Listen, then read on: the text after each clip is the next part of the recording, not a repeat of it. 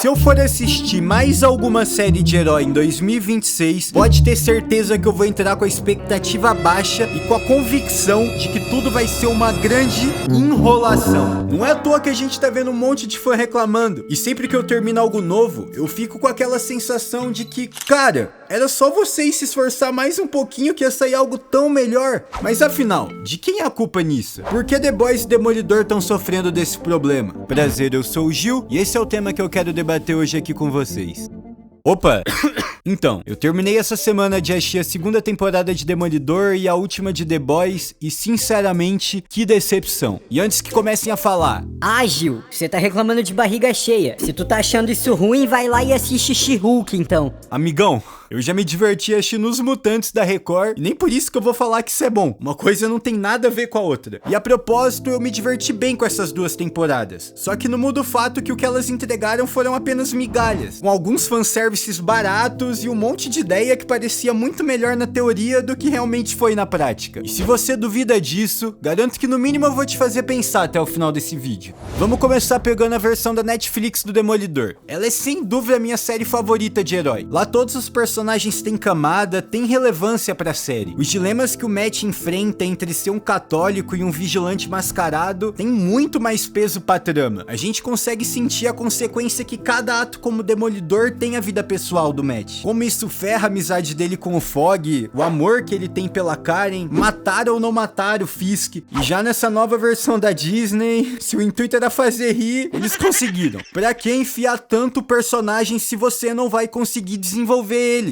A Vanessa, que servia muito bem antes como um lado humano do Fisk, começou a ganhar cada vez mais e mais protagonismo, tendo muito mais tempo de tela que o próprio Rei do Crime em muitos episódios. E claro que não podemos esquecer da grande, suprema, força-tarefa policial que o prefeito armou, que deveria colocar o caos nas ruas, instaurar preocupação nos heróis, só que só tem um policial com cara de durão e o resto parece um bando de miliciano da zona sul do Rio. Salvar de quem? Salvar dele mesmo.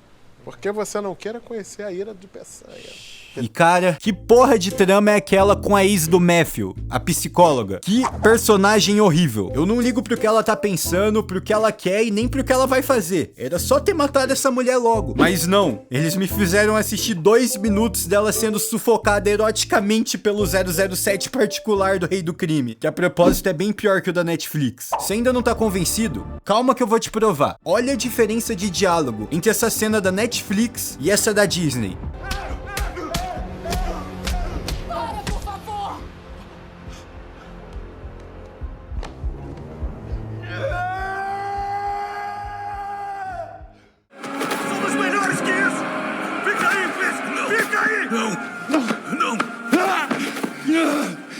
É, Rafa Camargo, eu juro que eu tentei, de verdade, não ser viúvo da Netflix, mas não dá. É absurda a discrepância entre as duas séries. Mas nem tudo são espinhos, meu caro amigo, porque a série da Disney tem coisas boas sim. A parte de ação do Demolidor com Bullseye são insanas. A direção nas cenas de luta é bem criativa, o Demolidor tá bem mais acrobático, ele usa muito mais aquele bastão dele, sem falar que o traje é lindo. Se eu pudesse destacar o que foi bom, eu diria que quando o Demolidor tá em tela, a série cumpre o seu papel. Mas a decepção vem da expectativa, e além da qualidade da versão da Netflix, essa segunda temporada de Born Again veio com a promessa de corrigir todos os problemas da primeira, e na minha visão, isso não aconteceu.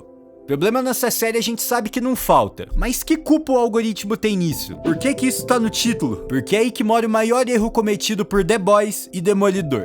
Em The Boys a gente sempre teve um padrão de temporada. Todas elas possuíam 8 episódios, com uma média de 1 hora cada um. E no geral, também segue um padrão bem parecido de estrutura de roteiro. Sempre começa com algum problema, esse problema gera ações, essas ações movem a trama de todos os personagens, que se cruzam de alguma forma para um ato maior no final da temporada. Esse na verdade é um padrão hollywoodiano de várias séries. Não era pra ser um problema, mas só não era pra ser. Porque na prática, isso tá gerando dor de cabeça pra muitos estúdios. Pensa comigo, esse formato é fácil de ser aplicado em temporadas iniciais, onde geralmente a gente não tem tanto personagem, não tem que encerrar necessariamente tantas tramas, então tudo consegue ficar bem amarradinho dentro de 8 episódios. Só que, diferente de antigamente, as séries hoje em dia dependem muito da repercussão que elas vão ter nas redes sociais. E é aí que as grandes produtoras começam a adaptar seus produtos ao algoritmo dessas redes, cada vez com histórias mais sem sentido e personagens totalmente descartáveis. E essa estrutura de apenas 8 episódios começa a ficar cada vez mais questionável. Como fazer algo bom se sempre estão com a necessidade de enfiar algum personagem novo? Ou estão tentando empurrar na nossa goela um monte de spin-off forçado e continuação sem sentido? Mas ágil! A Marvel fez muito sucesso seguindo esse esquema. Fez sucesso, fez dinheiro, fez muita coisa boa, mas chega um ponto que já deu, né? Tem herói pra caceta no universo da Marvel que ninguém sabe o que aconteceu. E um monte de série, filme merda por aí também. E com The Boys foi a mesma coisa. Um monte de personagem que vai aparecendo durante as temporadas e no final eles foram jogados de escanteio. No mínimo não tiveram a devida atenção. Então me diz, Disney, me diz, Prime, como vocês querem fazer isso com tão poucos capítulos? Como vocês vão absorver um conteúdo se ele sempre tem que ser o mais rápido e enxuto possível? Não tem, sobra muita ponta solta. E claro, gente, eu sei que se eu resumir só isso, vai parecer apenas que foi um problema de orçamento ou de organização do estúdio. E obviamente não é só isso. Tem muita incompetência e preguiça na hora de escrever um roteiro envolvida nisso também. Porque, de fato, tem séries curtas que são boas. E se quantidade fosse qualidade, as séries da CW iam ser consideradas obras-primas. Mas essa pressa de que tudo tem que ser lançado rápido, consumido rápido, acaba matando o potencial de muitas séries. The Boys é um ótimo exemplo disso. Por mais que eu tenha visto que alguns discordam da opinião que eu vou dar agora, eu cheguei até o episódio 7 gostando bastante da série. Tava acontecendo bastante coisa. O Capitão Pátria cada vez mais perto de se tornar imortal, o Bruto tava puto como sempre, o plano da Sábia, eu gostei, até o Rio e a Luz Estrela, que eu já tinha dado 0 fodas pra eles há tempos, eu tava começando a voltar a gostar. E quando eu tava pensando em relevar tudo que não fazia sentido na série, todas aquelas mortes aleatórias, e realmente aceitar que ia ser uma experiência divertida de assistir, a seguinte notícia apareceu na minha tela. O episódio 8 de The Boys tem 1 hora para resolver todas as pontas soltas. E foi aí que minha ficha caiu. Nunca que eles iam ter tempo de fechar todas as tramas em apenas 1 hora de episódio. E a temporada que até então me divertia, começou a deixar aquele gosto amargo, sabe? As mortes da 5ª temporada começaram a fazer sentido, por isso que era tudo uma atrás da outra. Espoleta, Trem-Bala, Francês, todos tiveram arcos bem interessantes de redenção, mas eles morreram e ficaram praticamente esquecidos com o passar dos episódios. Demolidor sofreu desse mesmo problema. Stranger Things sofreu desse mesmo problema. E se a gente tivesse um episódio a mais? Se o último episódio realmente fosse um especial com 3 horas de duração? Sério, tem várias séries de 8 episódios que umzinho a mais já resolvia muita coisa. O algoritmo te influencia a querer tudo na hora, já que ele vai estar sempre lá, na palma da sua mão. E isso vai criando essa ânsia de que tudo tem que ser rápido, sem nem você saber o porquê você tá querendo isso de verdade. E o reflexo disso foi bem rápido na cultura pop. Cenas deploráveis como essa eram cada vez mais comuns, uma após a outra. Cada vez histórias mais incompletas e personagens totalmente descartáveis. Demolidor tinha a faca e o queijo na mão. A série da Netflix tinha um modelo pronto para ser seguido. 3 episódios por temporada, todos os personagens tinham sua devida atenção. E eu já vi muita gente falando que 3 episódios é um exagero. E talvez eu até concorde. Mas tipo, faz 10 então, 11, 9, sei lá. Só não me tenta decidir o futuro de Nova York inteiro em apenas 8 episódios. E se for fazer isso, dá tempo de tela pro Demolidor e pro Rei do Crime. Eles sabem o que o público quer de verdade. Entreguem isso. Por exemplo, o vice-prefeito, que inclusive eu não consegui engolir até agora que aquele piazinho conseguiu chegar num cargo tão alto. Quando eu finalmente começo a gostar dele, achar que ele vai ter um arco de redenção, ele morre. E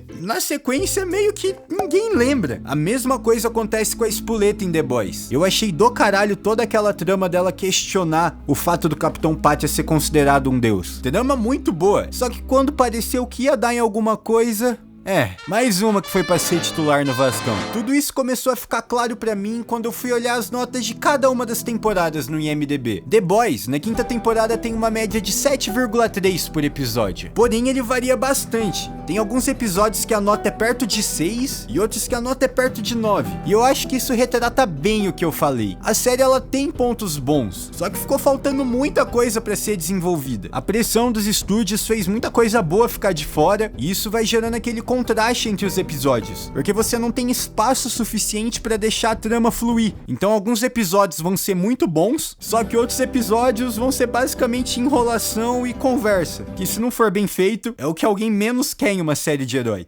Bom, a nota do Demolidor me surpreendeu bastante. A maioria dos episódios tá com uma nota 8 ou até acima de 9. Eu, no melhor episódio dessa série, não daria nota 9. E a pergunta que fica é a seguinte: quem que tá curtindo isso? Porque as pessoas que eu conheço, até mesmo os youtubers que eu acompanho, não estão gostando tanto disso. Da onde essas avaliações positivas estão vindo? Será que essa temporada de Demolidor é realmente boa e eu tô errado em toda essa minha análise? Não sei, pode ser? Comenta aí se você discorda de mim. Esse ano tem tudo pra ser um ano marcante pros heróis. Tem muita produção grande saindo, ideias novas sendo postas em prática, e no final das contas, cada série pode ter a quantidade de episódios que quiser, abrir o tanto de caminhos que ela quiser, desde que no final isso seja algo bem feito. Mas essa necessidade de querer tudo o mais rápido possível, de ter que acompanhar tendências, threads e algoritmos, é o que pode estar matando muitas oportunidades a cada dia. E eu, como fã, quero assistir algo porque eu realmente gosto, e não por ser apenas o que tem.